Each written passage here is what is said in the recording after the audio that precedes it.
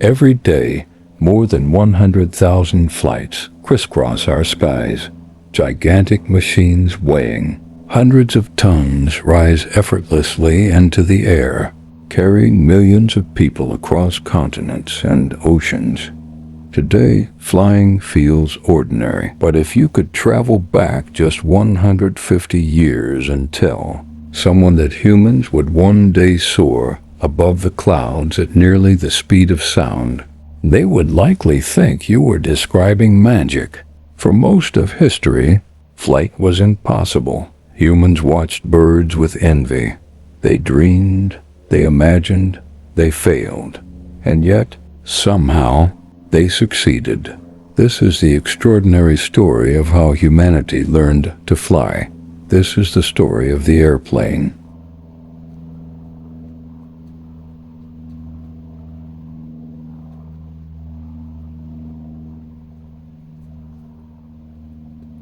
Long before engines, before metal aircraft, and before science could explain flight, people dreamed of leaving the ground.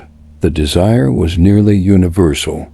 Across civilizations and cultures, humans imagined soaring through the heavens.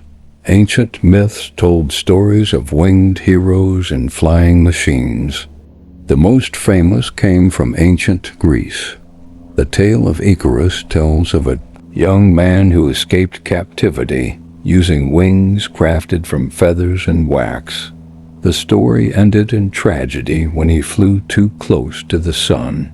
But beneath the myth was a powerful truth. Humans desperately wanted to fly for thousands of years. However, that dream remained out of reach. Gravity always won.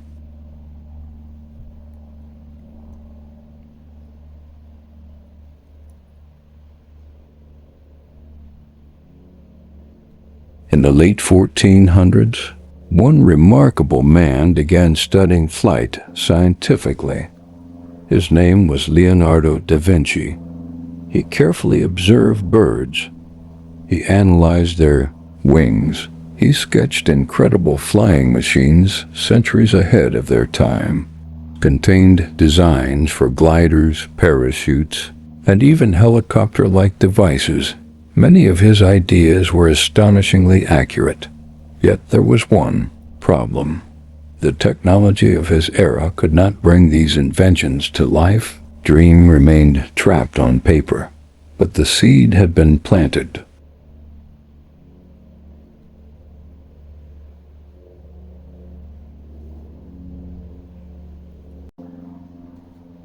The first major breakthrough arrived in 1783. In France, two brothers changed history. The Montgolfier brothers launched a giant hot air balloon. For the first time, humans rose into the sky. Crowds watched in amazement. The impossible had happened. Humans could fly, or so it seemed. The balloon had a major limitation. It could not be controlled. Passengers traveled wherever the wind decided. The challenge remained. How could humans truly command the skies?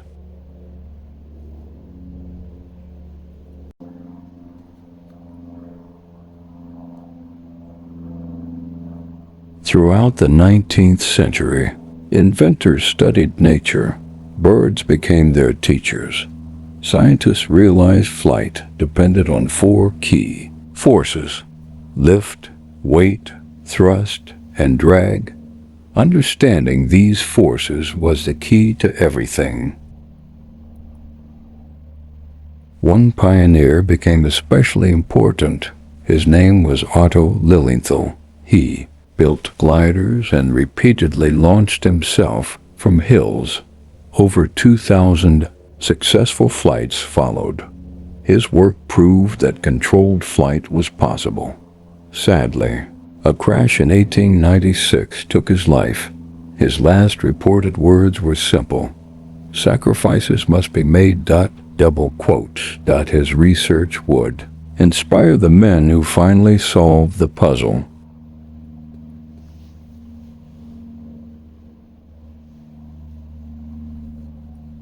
The heroes of aviation did not come from universities. They were not wealthy. They were not famous. They repaired bicycles. In Dayton, Ohio, two brothers spent their days fixing chains, wheels, and gears. Their names were Wilbur Wright and Orville Wright. When they learned of Lilienthal's experiments, they became fascinated. They believed flight could be achieved. But unlike many inventors, they approached the challenge scientifically. They tested, measured, calculated, and learned from every mistake.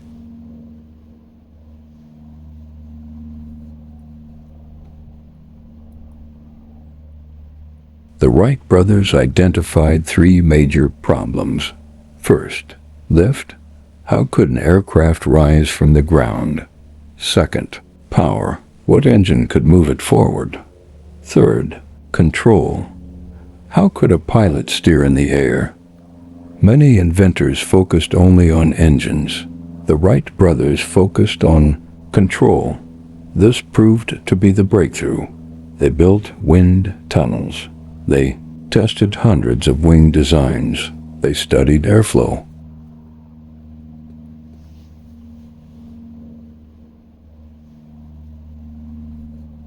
December 17th, 1903. A cold, windy morning. A remote beach near Kitty Hawk. The brothers positioned their machine. The engine started. The propellers spun. And then the aircraft lifted off. For 12 seconds, 36 meters. It was brief. It was modest, but it was enough. The age of aviation had begun. The first powered, controlled flight in human history had succeeded. The world would never be the same.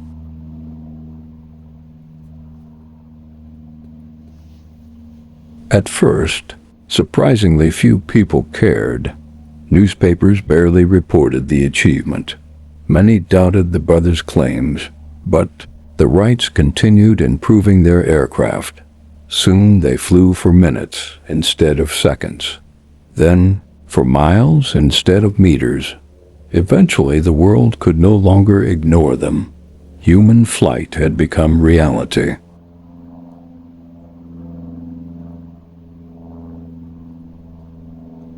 The outbreak of World War I accelerated aviation development dramatically. Aircraft became military tools. At first, they were used for reconnaissance. Soon pilots carried weapons.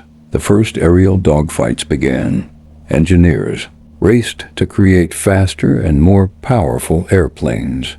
Technology that might have taken decades to develop emerged. Within a few years, the airplane was no longer an experiment. It had become a strategic weapon.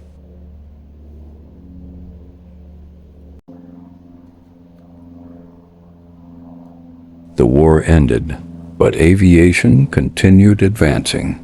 Pilots began attempting ever more ambitious journeys. In 1927, Charles Lindbergh stunned the world.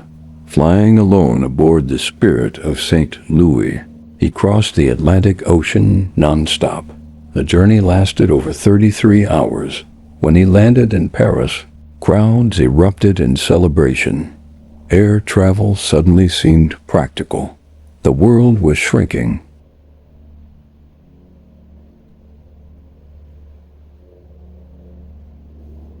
The 1930s became aviation's golden age. Aircraft grew larger, safer, more reliable. Airlines expanded routes across continents. Passengers could now travel farther than ever before. What once required weeks by ship could now take days or even hours. The future had arrived.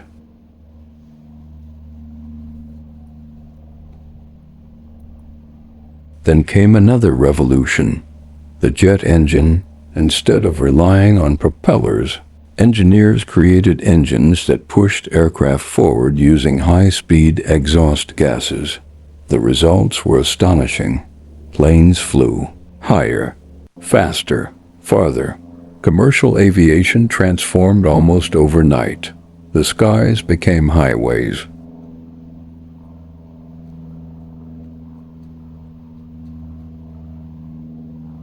The late 20th century, flying was no longer reserved for the wealthy. Millions of ordinary people could travel internationally. One aircraft symbolized this transformation, the Boeing 747, nicknamed the Queen of the Skies. It carried hundreds of passengers across oceans. Entire industries emerged around air travel. Tourism exploded. Business became global. Families separated by continents could reunite within hours.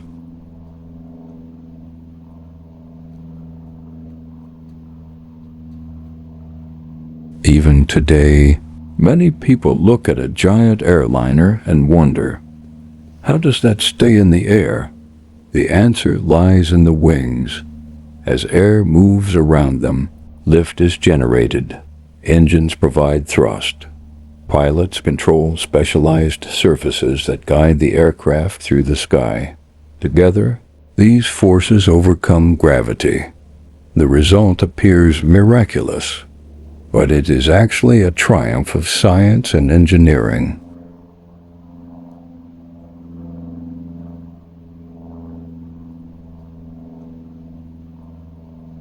Today's aircraft are safer than ever. Engineers are developing electric airplanes. New designs promise lower emissions. Researchers are exploring hypersonic travel. Some envision aircraft capable of crossing oceans in just a few hours. The story of flight is far from over.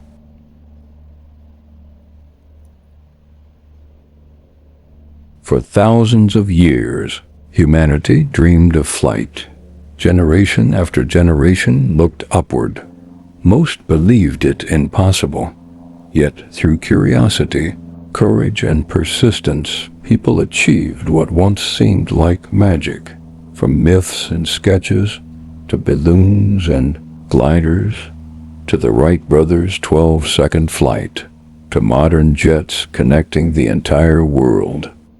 The airplane stands as one of humanity's greatest achievements, a reminder that sometimes the impossible is only impossible until someone refuses to stop trying.